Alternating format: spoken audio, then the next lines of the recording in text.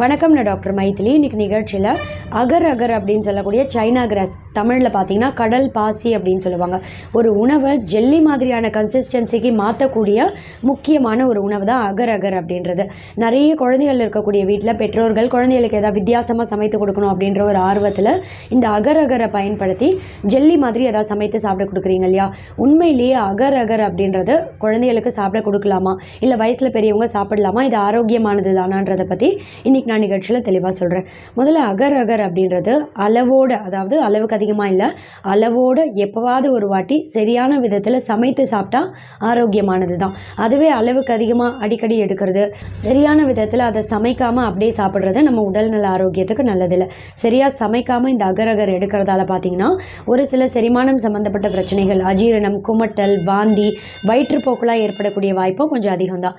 இப்போது ஒரு நாளைக்கு ஒருத்தர் எவ்வளோ அளவு இது எடுக்கலான்னு கேட்டிங்கன்னா, 10 வயசுக்கு கீழே இருக்கக்கூடிய குழந்தைகளாக இருந்தால் ஒரு நாளைக்கு ஒருத்தருக்கு 250 மில்லிகிராம் அப்படின்றதே போதுமானதாக இருக்கும். மேக்ஸிமம் எடுக்கிறாங்க அப்படின்னாலும் 250 மில்லிகிராம்லேருந்து அதிகபட்சம் 500 மில்லிகிராம் அப்படின்றது ஒரு நாளைக்கு ஒருத்தருக்கு போதுமான அளவு. அதுவே 10 வயசுக்கு மேலே இருக்கக்கூடிய குழந்தைகள் இல்லை பெரியவங்க, வயசில் பெரியவங்களுக்கெல்லாம் எவ்வளோ அளவு எடுக்கலாம்னா 500 மில்லிகிராம்லேருந்து அதிகபட்சம் ஒரு நாளைக்கு ஒருத்தருக்கு 1.5 கிராம் அப்படின்றதே போதுமானதாக இருக்கும். இந்த அளவுக்கு மேலே எடுத்தீங்க அப்படின்னாலும் ஒரு சில செரிமானம் சம்மந்தப்பட்ட பிரச்சனைகள் ஏற்படுறதுக்கான வாய்ப்பு ரொம்பவே அதிகம். இப்போ இந்த அகர் அகரை நீங்கள் எப்படி சமைக்கலான்னா, நீங்கள் எப்போ சமைக்கிறீங்களோ அதுக்கு ஒரு 1.5 மணி நேரம் முன்னாடி கொஞ்சம் தண்ணியில் ஊற வச்சிடணும். தண்ணியில் 1.5 மணி நேரம், அட்லீஸ்ட் ஒரு 1 மணி நேரத்துலேருந்து 1.5 மணி நேரமாவது தண்ணியில் ஊறினா தான் இந்த அகர் அகர் சரியான விதத்தில் சமைக்க முடியும். அதனால் அஜீரணம் சம்மந்தப்பட்ட பிரச்சனையெல்லாம் ஏற்படக்கூடிய வாய்ப்பும் கம்மியாகும். இந்த தண்ணியிலேயே அப்படியே சேர்த்து நல்லா கொதிக்க வைக்கணும். இதை நல்லா கொதிக்க வைக்காமல் அப்படியே நீங்கள் கேரட் பியூரியோ இல்லை பீட்ரூட் பியூரி ஏதோ ஒன்று இதில் ஆட் பண்ணிட்டீங்க அப்படின்னும் போதும் செரிமானம் சம்மந்தப்பட்ட பிரச்சனைகள் ஏற்படலாம். நல்லா கொதித்ததுக்கு அப்புறமா நீங்கள் என்ன செய்கிறீங்களோ, என்ன பியூரி வேணுமோ அதை நீங்கள் இதில் ஆட் பண்ணிக்கலாம். கேரட், பீட்ரூட் மாதிரி ஏதோ ஒன்று அரைத்து அந்த விழுதை இதில் சேர்த்து நீங்கள் சமைத்து குழந்தைகளுக்கு கேரட் ஜெல்லி இல்லை பீட்ரூட் ஜெல்லி மாதிரி சமைத்து சாப்பிட கொடுங்களே தவிர கலர் எசன்ஸ் பயன்படுத்தாதீங்க. நிறைய பெற்றோர்கள் என்ன செய்வாங்க, ப்ளூ கலர், பர்பிள் கலர், இப்படி ஏதோ ஒரு வகையான எசன்ஸ் ட்ராப்ஸ் அதில் பயன்படுத்தி குழந்தைகளுக்கு கலர் ஜெல்லி கொடுக்க ட்ரை பண்ணுவீங்க இல்லையா?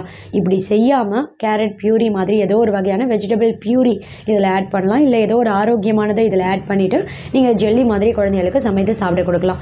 இது அடிக்கடி சாப்பிட கொடுக்காமல் எப்போவாவது ஒரு வாட்டி சாப்பிட கொடுக்கறதால தசைகள், எலும்புகள் ரெண்டுமே வலுவடை செய்ய முடியும். ரொம்ப குறிப்பாக மலச்சிக்கல் ஏற்படக்கூடிய வாய்ப்பும் கம்மி தான். அகர் அகர் அப்படின்ற இந்த கடல் பாசியினால் இரத்த சோகை நோய் பாதிப்பு ஏற்படக்கூடிய வாய்ப்பும் கம்மி.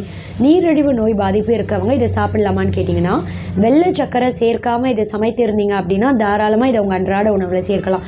வெள்ளை சக்கரை இல்லை அப்படின்னா வெறும் அகர் அகரோட இயற்கையான முறையில் கேரட்டோ பீட்ரூட் ஏதோ ஒன்று பியூரி இதில் ஆட் பண்ணியிருக்கீங்க அப்படின்னா தாராளமாக நீங்கள் சாப்பிடலாம்.